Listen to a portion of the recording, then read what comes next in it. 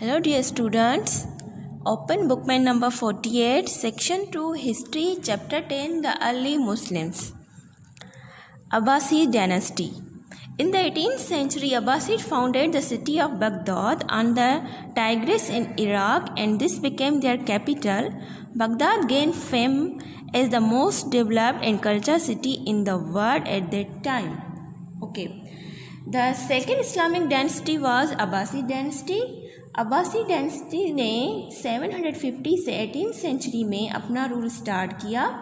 उन्होंने डिफीट किया Umayyad dynasty को और हमेशा के लिए उन्हें ख़त्म कर दिया. अब्बासी भी अरब सी थे. ओके. फिर उन्होंने अपना जो कैपिटल सिटी है वो मूव करके बगदाद को बना दिया, जो इराक का कैपिटल है. उस वक्त उमैयद डायनेस्टी में, यानी उमैयद डायनेस्टी जब थी तो इस्तांबुल जो था बहुत इम्पॉर्टेंट सिटी था. फिर जब अब्बासिड का दौर आया तो उन्होंने क्या किया कि बगदाद को अपना हेड बना दिया, कैपिटल सिटी, यानी पूरे इस्लामिक किंगडम का बगदाद को बना दिया जो इराक का सिटी है. ओके. तो ये जो टाइम है फिर इस्लामिक किंगडम जो बड़ी ज़ात थी बगदाद को बनाया गया. The two of the most famous Abbasi rulers were Harun al-Rashid and his son Mamun. Abbasi dynasty के जो दो फेमस रूलर्स थे वो हारून अल-रशीद और उनका बेटा मामून था. In Islamic history, the Abbasid period is known as the age of the wealth and culture. Learning and education in all fields were encouraged. Greek and Latin works were translated and medical schools were set up. Mamun established the Baitul Hikmah, the house of wisdom in Baghdad. Okay. जब Abbasid का दौर आया जो शुरू हुआ था 750 से और ख़त्म हुआ था 1258 में. ठीक है. इस वक्त तक, इस पीरियड तक इनका जो पीरियड था वो इस्लामिक हिस्ट्री में बहुत अच्छा गुजरा और इस हिस्ट्री में इसको बोला जाता है best age of wealth and culture. यानी इसमें बहुत ज़्यादा वर्कआउट हुआ था, बहुत सी न्यू चीज़ें, यानी स्पेशली पढ़ाई की तरफ जो बहुत ज़्यादा ध्यान दिया गया था और न्यू चीज़ें इन्वेंट हुई थी. लर्निंग और education all field as well. और ये आपको बता दूं कि जो मामून है, जो हारून रशीद के बेटे थे, उन्होंने बैतुल हिकमा जिसे हाउस ऑफ विजडम भी कहा जाता है बगदाद में बनाया. अब बैतुल हिकमा क्या है? बैतुल हिकमा यानी हाउस ऑफ विजडम एक बहुत बड़ी लाइब्रेरी थी उस टाइम की.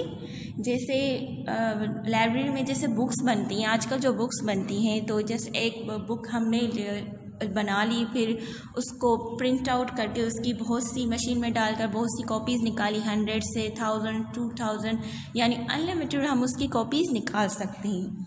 लेकिन जब ये दौर था, यानी अब्बासिड का दौर था, तब ये मशीनरी दौर नहीं था. उस वक्त जो बुक्स थी वो हाथ से लिखी जाती थी, यानी हैंड रिटन होती थी. और ये जो है उसकी दूसरी कॉपी हमें नहीं मिलती थी, जस्ट एक ही कॉपी उनकी होती थी. तो बैतुल हिकमा एक ऐसी बुक्स थी साइंटिस्ट और डिफरेंट फिलोसोफर ने जो अपनी एक एक राइटिंग में लिखी थी और उसकी कोई भी दूसरी कॉपी नहीं थी. Okay. The most important contribution of modern mathematics. Most important जो कंट्रीब्यूशन थी अरब्स की वो थी मैथ्स था. अब अरब्स ने मैथ कहाँ से सीखा? मैथ्स तो उन्होंने कर दिया कंट्रीब्यूशन में, अपनी इम्पॉर्टेंट कंट्रीब्यूशन उनकी क्या थी? मैथ्स अरब्स की. लेकिन अरब्स ने मैथ्स कहाँ से सीखा? अरब्स ने जो मैथ्स सीखा था वो इंडिया से, जो इंडियन सब कॉन्टिनेंट में मैथ्स की ज़्यादा, और ये जो ज़ीरो का फैक्टर है या ये मैथ्स का, ये यहीं से स्टार्ट हुआ था. अच्छा. जब मोहम्मद बिन कासिम इंडिया आए थे तो उनके साथ ज़ाहिर सी बात है और भी अरब्स आए थे. फिर इस तरह से उन्होंने मैथ्स को लर्न किया और बहुत ज़्यादा मैथ्स को फ्लोरिश करके मॉडर्न मैथ्स को उस वक्त यानी बना दिया. और इस टाइम जो हम मॉडर्न मैथ्स यूज़ कर रहे हैं वो अरब की वजह से यूज़ कर रहे हैं. उस वक्त अरब के मैथमेटिशियंस जो आए थे सब कॉन्टिनेंट में, उन्होंने ही मैथ्स का कॉन्सेप्ट दिया. The other most significant feature was the tolerance shown to followers of other faith. Knowledge and learning were given more value and respect than differences. अब अब्बासिड के दौर में एक तो लर्निंग ज़्यादा थी, एजुकेशन ज़्यादा थी, और दूसरी ये थी कि मैथ्स को उन्होंने, मॉडर्न मैथ्स को उन्होंने इन्वेंट किया जो उन्होंने इंडियन से सीखा था. Then they invented the modern maths. और दूसरी जो सबसे इम्पॉर्टेंट बात थी वो ये चीज़ थी कि उन्होंने दूसरे जो रिलीजन के लोग थे उनको वो कोई ज़बरदस्ती नहीं करते थे। उन्हें वो ये बोलते थे कि आपका जो अपना रिलीजन है वो आप अपने हिसाब से अपने तरीके से उनकी इबादत करें, उन्हें कोई भी फोर्स नहीं किया जाता था। The Abbasid dynasty came to an end with the fall of Baghdad in 1258 at the hands of the Mongol warlord Halaku Khan. Abbasi dynasty का जो फॉल हुआ था वो 1258 में बगदाद में हुआ because of Mongol Hulagu Khan. Hulagu Khan की वजह से अब्बासी डायनेस्टी जो है वो फॉल हुआ। Hulagu Khan was the grand son of Changez Khan.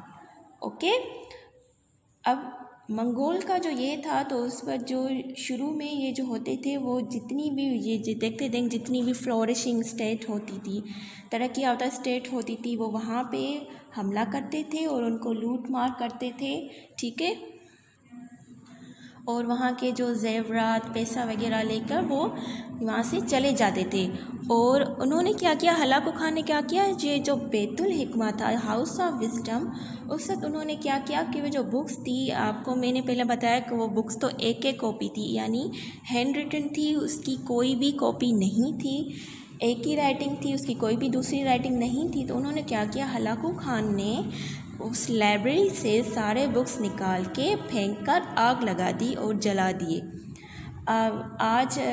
अगर आज ये बुक्स होती तो हम 30 से 40 साल आगे होते, क्योंकि वो इतनी ज़बरदस्त हैंड रिटन बुक्स थी जो हमारे साइंटिस्ट और फ़िलासफ़र ने लिखी थी। अब वो तो बुक्स हमें नहीं मिल सकती क्योंकि वो साइंटिस्ट और फ़िलासफ़र तो अब नहीं रहे जिनको हलाकू खान ने आग लगा के सारी बुक्स जो हमारे साइंटिस्ट की जलाकर तबाह कर दी। From the 8th to 19th centuries, the powerful Turks also began to rise against the Arabs.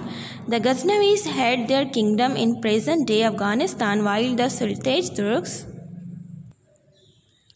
occupied Iran, Iraq, and Turkey. Though independent, these states were bound by their common faith, Islam, and its distinctive culture. Okay, अब ये जो उमैय्यद dynasty और Abbasi dynasty थी, ये जो these are the Arabs, ये दोनों Arabs थे, ये दोनों पूरे एशिया से लेकर स्पेन तक, अफ्रीका तक ये जो पूरा किंगडम इन्होंने फैला दिया। फिर जब ये दोनों डायनेस्टी ख़त्म हुई तो उसके बाद तुर्क्स ने हमला किया था अरब्स पे अगेंस्ट के। ये तुर्क्स जो है वो पावरफुल हो गए अरब्स पे। ठीक है, फिर उन्होंने अपना किंगडम शुरू किया। फिर अफ़गानिस्तान की तरफ जो थे गज़नवीस वालों की जो उन्होंने अपना किंगडम फिर वहाँ पे सब अरब्स के ख़िलाफ़ हो गए। ठीक है, फिर इस तरह से उनके जो अरब्स का जो एरियाज़ थे, सब एरियाज़ जो उन्होंने डेवलप किए थे वो सारे उनको छोड़ने पड़े और इस तरह से जो अरब्स की जो डायनेस्टी है वो ख़त्म हो गई। Okay student, this is all about Abbasid dynasty. Now read carefully Abbasid dynasty and solve question number 2. Book page number 51. Why is the Abbasid rule known as the age of wealth and culture? Okay, answer the question and read carefully the Abbasid dynasty. See you in next video. Take care. Allah Hafiz.